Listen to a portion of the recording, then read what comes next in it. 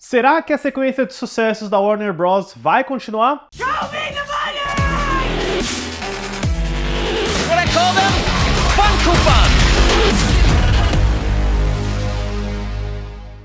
Olá, fãs da sétima arte, meu nome é Lucas Nascimento e esse é o Lucas Filmes e estamos aqui em mais um vídeo de bilheteria complementar, dessa vez saindo no dia certo, sem atrasos, não vai ser como na última semana, pra gente dar uma olhadinha nos números ajustados desse final de semana nos Estados Unidos, além também de ver como que anda a situação aqui no Brasil e no restante do mundo. Mas antes eu pedi para você curtir esse vídeo, se inscrever no canal e ativar o sininho para não perder notificação dos próximos vídeos. Olha, sem querer vestir o manto do alarmista aqui, mas eu já tinha comentado no meu vídeo de domingo como a situação de bilheteria nos Estados Unidos anda bem fraca nesse ano, ainda mais em comparação com o mega verão que foi 2023, que foi muito carregado pelo Super Mario Bros., pelo Guardiões da Galáxia Volume 3, a gente ainda tá vendo os filmes e lançamentos lutando para tentar chegar naqueles valores, naqueles números que, eram considerados altos para um período de pós-pandemia, mas que agora, parece que a situação não anda muito positiva, e eu reforço isso porque a grande maioria dos números ajustados desse final de semana vieram abaixo da projeção. O Amigos Imaginários da Paramount Pictures fez menos do que o anunciado, com 33,72 milhões. O Planeta dos Macacos, o Reinado da 20th Century Studios, também veio com menos, num valor de 25,45 milhões. Os Estranhos, capítulo 1 da Lionsgate, também veio com menos, em 11,83 milhões. O dublê da Universal Pictures também fez menos, com 8,35 milhões. O Rivais da MGM trouxe menos, com 2,87 milhões. O Back to Black da Focus e Universal se manteve com 2,85 milhões. O Tarô da Morte da Sony Pictures também se manteve com 2 milhões de dólares. Em oitavo lugar, Godzilla e Kong, o Novo Império, também veio abaixo com 1,68 milhões. Em nono lugar, o único filme da lista que conseguiu fazer um pouco mais foi o documentário em IMAX The Blue Angels, com 1,40 milhões. E em décimo lugar, Unsung Hero, também da Lionsgate, com 1,04 milhões. Foi um final de semana fraco no geral, O Amigos Imaginários conseguiu assumir a liderança, mas ele fez só um pouco mais para conseguir segurar o Planeta dos Macacos, porque eu sinto que o reinado aí da 20th Century Studios está com uma performance bem forte, mas ao mesmo tempo eu já vi projeções de analistas da indústria de que o Planeta dos Macacos, o reinado, deve parar aí na casa de no máximo uns 440 milhões de dólares. Eu acho que isso é um pouquinho decepcionante considerando o potencial de lançamento de nova franquia.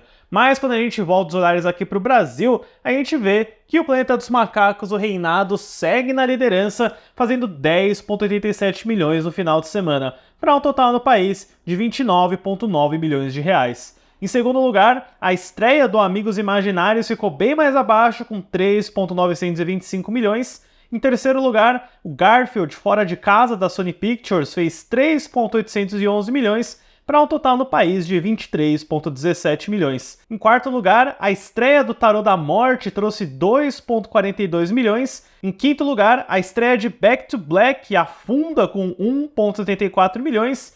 Em sexto lugar, os episódios de The Chosen fizeram 747 mil, para um total no país de 2,01 milhões.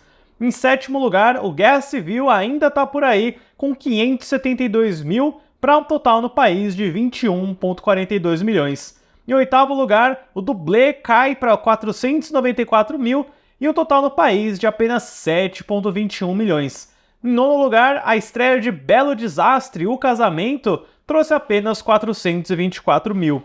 E em décimo lugar, o Rivais, com 286 mil e um total no país de 3,79 milhões.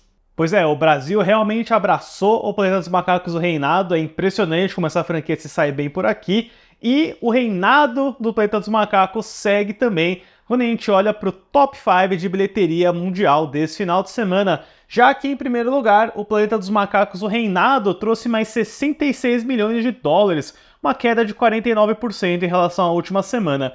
Em segundo lugar, o Amigos Imaginários abriu com 55 milhões e, considerando que ele tinha estreado em alguns mercados na última semana, teve aí um crescimento absurdo de 1.427%.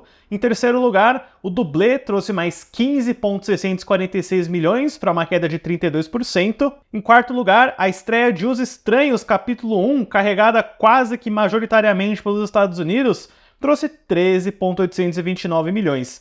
E em quinto lugar, o Garfield Fora de Casa com mais 10,300 milhões, numa queda muito respeitável de apenas 12%. Lembrando que o Garfield vai estrear nos Estados Unidos desse final de semana, então vai aumentar ainda mais o rendimento dessa animação, que custou apenas 60 milhões de dólares, vai ser muito fácil de se pagar. E finalmente, dando uma olhada nos números de bilheteria dessa segunda-feira nos Estados Unidos, o Amigos Imaginários por pouco conseguiu a primeira colocação, fazendo 2,46 milhões, e um total doméstico de 36,18 milhões. Em segundo lugar, o Planeta dos Macacos, o Reinado, ficou bem próximo de assumir a liderança com 2,45 milhões, para um total doméstico de 103,14 milhões. Em terceiro lugar, Os Estranhos, capítulo 1, trouxe 1,03 milhões, para um total doméstico de 12,85 milhões.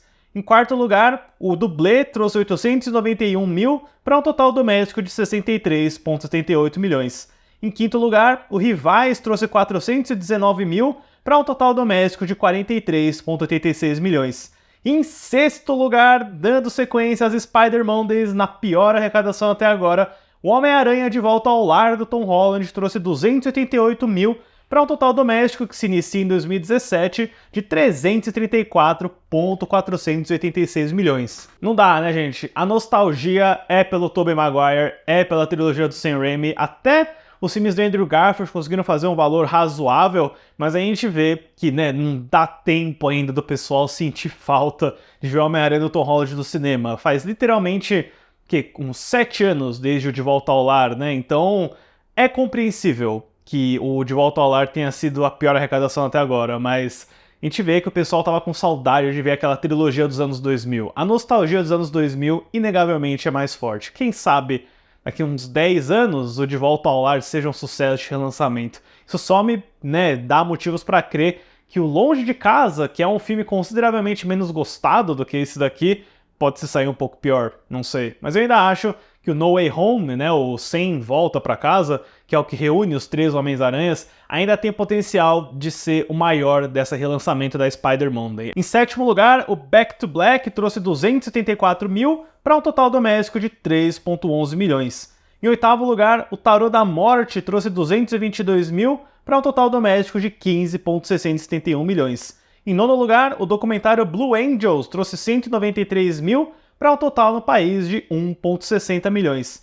E em décimo lugar, Godzilla e Kong, o Novo Império, trouxe mais 145 mil para um total doméstico de 194,515 milhões. E olha, pessoal, nesse final de semana a gente vai ter uma espécie de Barbenheimer, porque são 2 filmes de estúdios diferentes, com propostas bem distintas entre si, e eu tô falando, claro, do Furiosa, uma saga Mad Max da Warner Bros., filme estrelado pela Anya Taylor-Joy e o Chris Hemsworth, que é o prelúdio do Mad Max Estrada da Fúria, e promete ser o grande campeão de bilheteria desse final de semana. Eu acho que vai ser um caminho fácil até o primeiro lugar, a gente só fica na expectativa para ver se a estreia doméstica e global vai conseguir chegar no valor do Mad Max Estrada da Fúria, que nem foi tão alto lá em 2015, eu acho que ele abriu na casa de 109 milhões no mundo inteiro. As projeções estão chutando uma abertura do Furiosa na casa de 80 milhões. Uma projeção modesta, mas eu acho que bem certeira. Eu não vejo Furiosa fazendo rios de dinheiro, mas eu acho que ele vai sair bem. Ele é um filme que ele tem um orçamento aí de...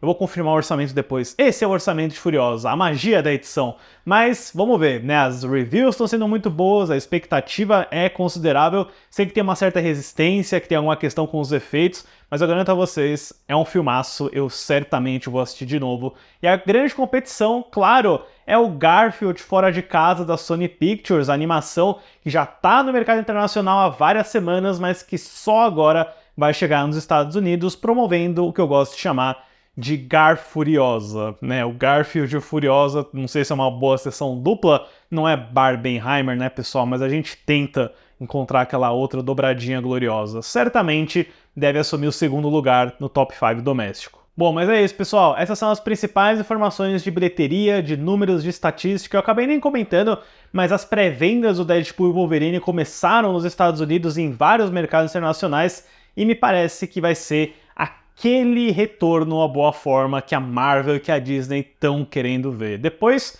eu comento mais sobre essa pré-venda no vídeo de bilheteria da próxima semana. Deixe nos comentários depois suas apostas para o valor de abertura do Furiosa. Certo, pessoal? Obrigado pela visita e até a próxima sessão.